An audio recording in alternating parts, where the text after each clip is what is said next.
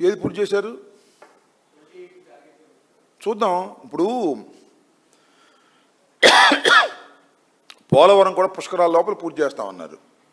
మొన్న పోలవరం మీద చాలా కామెంట్స్ వచ్చినాయి, మీరు చూసారు లేదు, ఆళ్ళపత్రికలు కూడా వచ్చినాయి. ఇంతవరకు కేంద్ర ప్రభుత్వం ఇచ్చిన నిధులనే పూర్తిగా వినియోగించుకోలేకపోయారు.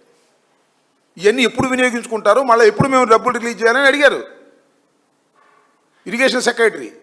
మొన్న ఢిల్లీలో జరిగినటువంటి సమావేశంలో ఇరిగేషన్ సెక్రటరీ అడిగాడు, ఎప్పుడు పూర్తి చేసుకుంటారు మీరు డబ్బులు, ఎప్పుడు ఇచ్చిన డబ్బులు ఎందుకు ఖర్చు పెట్టలేదని.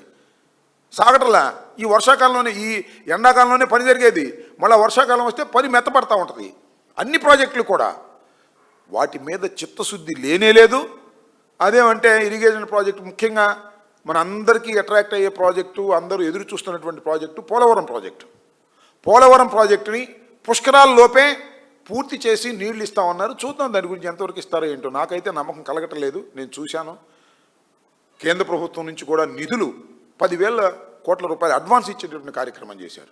అది కూడా ఎవరు, సాక్షాత్తు జగన్మోహన్ రెడ్డి గారు ముఖ్యమంత్రిగా ఉన్నప్పుడు బిల్లులు మేము ఇచ్చిన తర్వాత మీరు డబ్బులు ఇవ్వటం కాదు, 10,000 కోట్ల రూపాయలు మీరు అడ్వాన్స్గా ఇవ్వండి, అవి ఖర్చు చేసిన తర్వాత మళ్ళీ మేము తీసుకుంటామని ఒక ప్రపోజల్ని జగన్మోహన్ రెడ్డి గారు కేంద్ర ప్రభుత్వం దగ్గర పెడితే కింద పడి మీద పడి దాన్ని ఓకే చేశారు. అది అదృష్టవశాత్తు వాళ్ళ అధికారంలోకి వచ్చినప్పుడు వచ్చింది. వాళ్ళ 10,000 కోట్ల రూపాయలు రిలీజ్ అయినాయి. దానిలో 10,000 కోట్ల రూపాయలు సక్రమంగా ఖర్చు పెట్టలేక ఇంకా మిగిలిపోయింది. మిగతా డబ్బులు ఇచ్చేటువంటి పరిస్థితి లేదు. ఇది నత్తనడక నడుస్తుందనేటువంటి భావన నేనైతే చూడలేదు, కానీ పేపర్లో వచ్చినటువంటి వార్తల ప్రకారం నత్తనడక నడుస్తుంది. చివరికి ఇరిగేషన్ సెక్రటరీ కూడా మీరు ఎందుకు డబ్బులు ఇంత తొందరగా ఖర్చు పెట్టలేదని అడిగేటువంటి పరిస్థితి వచ్చిందంటే దాన్ని బట్టి ఏ విధంగా జరుగుతుందో మీరు గమనిస్తూ ఉంటారు. అన్ని ఇరిగేషన్ ప్రాజెక్ట్స్ అంతే, అన్నీ కూడా ఇరిగేషన్ ప్రాజెక్ట్స్ మేము పూర్తి చేస్తామంటున్నారు. రాయలసీమ ఎత్తిపోతల పథకాన్ని మొత్తాన్ని క్లోజ్ చేసి పారేశారు. రేవంత్ రెడ్డి గారి రిక్వెస్ట్తో రేవంత్ రెడ్డి గారికి బహుమతిగా ఇచ్చినటువంటి సందర్భం, ఇంతకన్నా దౌర్భాగ్యం ఏమన్నా ఉంటుందా? రాయలసీమ ప్రజల్ని పచ్చి మోసం చేసినటువంటి వ్యక్తి నారా చంద్రబాబు నాయుడు గారు కాదా? ఆయన కూడా రాయలసీమకు చెందినవాడే. దురదృష్టవశాత్తు ఆయన రేవంత్ రెడ్డి గారు చెబితే రాయలసీమ ఎత్తిపోతల పథకాన్ని క్లోజ్ చేసి పక్కన పెట్టేశారు. దాని మీద ఉద్యమం కూడా జరుగుతూ ఉంది రాయలసీమ ప్రాంతం నుంచి. ఇరిగేషన్ ప్రాజెక్టుల మీద ఏమాత్రం చిత్తశుద్ధి లేని వ్యక్తి ఎవరైనా ఉన్నారంటే ప్రస్తుత కూటమి ముఖ్యమంత్రి నారా చంద్రబాబు నాయుడు గారు. ఇరిగేషన్ ప్రాజెక్టులు రాజశేఖర రెడ్డి గారు ప్రారంభించిన వాటిని కొనసాగించడం కోసం కొనసాగిస్తున్నాడు తప్ప ఆయనకి ఇరిగేషన్ ప్రాజెక్టుల మీద చిత్తశుద్ధి లేదు. వ్యవసాయం మీద చిత్తశుద్ధి అంతకంటే లేదు.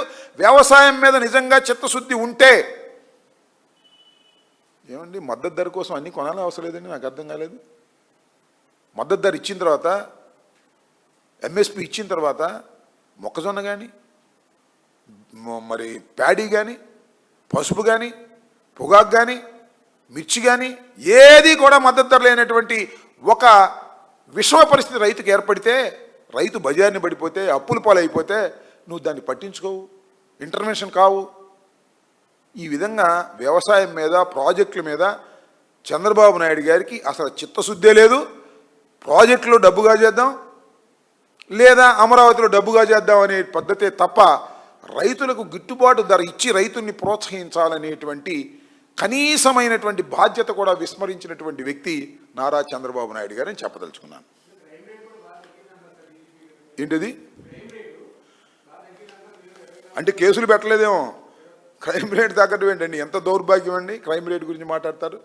క్రైమ్స్ అన్నీ వదిలేశారు. మీరు చూశారు కదా, మొన్న విలేకరిని నడి రోడ్డు మీద చంపేశారు. సరే ఏ విలేకరన్నా కానీ విలేకరే కదా, ఒక విలేకరిని కొట్టారు. సోషల్ మీడియాలో ఏదో చేస్తున్నారని మమ్మల్ని అరెస్ట్ చేస్తారు, అరెస్ట్ చేసి తీసుకెళ్తారు. ఎంత దౌర్భాగ్యం అండి. మొన్న తీసుకెళ్తే ఆ కోర్టు బెయిల్ ఇచ్చింది. ఆ కోర్టు బెయిల్ ఇస్తే మళ్ళీ ఇక్కడ తీసుకొచ్చారు, కొత్తపేట, అక్కడ బెయిల్ ఇచ్చారు. ఏంటిది? What is this harassment? After all ఒక సోషల్ మీడియా కేసు, ఏదో రాంగ్ పోస్ట్ పెట్టారనే ఉద్దేశం వాళ్ళది, అలా అభియోగం. దానికి ఏంటండి జైల్లో పెడతారా? 2 సార్లు తీసుకెళ్లారు కుప్పం కోర్టుకి, 2 సార్లు బెయిల్ ఇచ్చేశారు. మళ్ళీ అక్కడ కాదని చెప్పేసి ఇక్కడ తీసుకొచ్చారు, ఇక్కడ బెయిల్ ఇచ్చారు. హైకోర్టుకి వెళ్ళాం, హైకోర్టులో కూడా బెయిల్ ఇచ్చారు. ఏంటిది హెరాస్మెంటు? ఏం క్రైమ్ చేశారు అది సోషల్ మీడియాలో?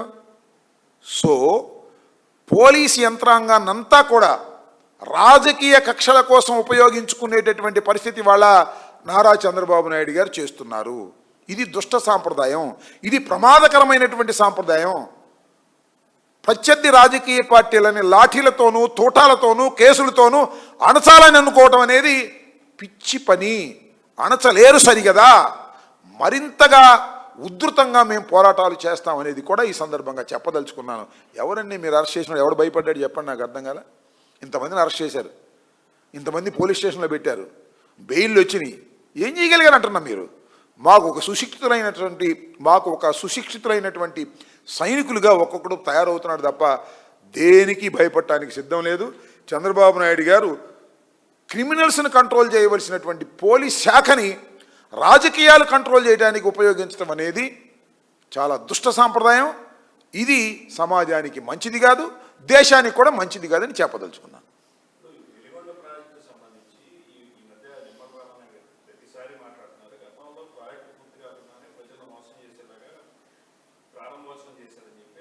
ఇప్పుడు మరి ఇప్పుడు చేయమనండి. పాపం రామానాయుడు గారు మంచి మంచి ఫోటోలు పెట్టుకుంటున్నాడు అక్కడక్కడ దిగినట్టుగా, ఓకే సరే శభాష్ బాగానే ఉంది. ఏది వెలుగొండ ప్రాజెక్ట్ చేయమనండి,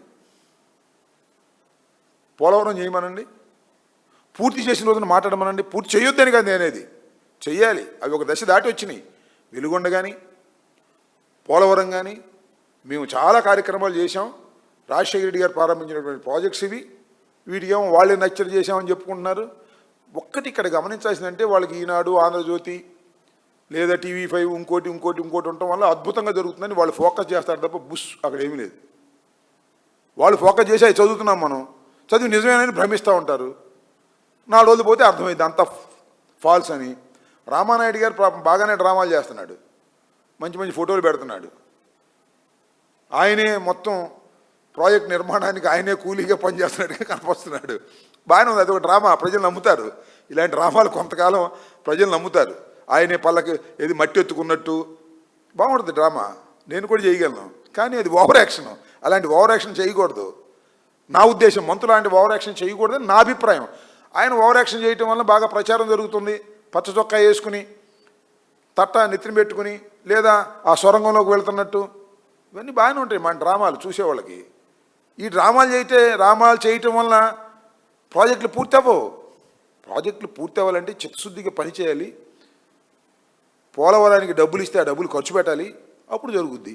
అంతేగాని డ్రామాలు చేస్తే ఏం లాభం? రామానాయుడు గారి లాగా మంచిదే, రామానాయుడు గారు బాగానే డ్రామాలు చేస్తున్నాడు, శభాష్, ఇంకా డ్రామాలు చేయండి. కానీ ముందు నాయన కాస్త ప్రాజెక్టులు ఓపెన్ చేసి ప్రజలకు ఇక్కడ నీళ్ళు ఇచ్చేటటువంటి కార్యక్రమం చేస్తే అప్పుడు సంతోషపడవచ్చు. అప్పుడు మీరు పెద్ద పెద్ద ఉపన్యాసాలు చెప్పొచ్చు. కానీ ఈ డ్రామాలు కొద్దిగా ఆపమని నేను కోరుకుంటున్నాను. లేదు మా ఇష్టం అండి, మా ఈనాడు ఉంది, మా ఆంధ్రజ్యోతి ఉంది, మా TV5 ఉంది, మా ABN ఉంది, మా ఈటీవీ ఉంది, అన్నింటిలోనూ మా డ్రామాలన్నీ కూడా రోజు చక్కగా స్టోరీలు వేసుకుంటారంటే వేసుకోండి, మాకేం అభ్యంతరం. సోషల్ మీడియా కూడా ఉంది, వేసుకోండి మీ డ్రామాలన్నీ.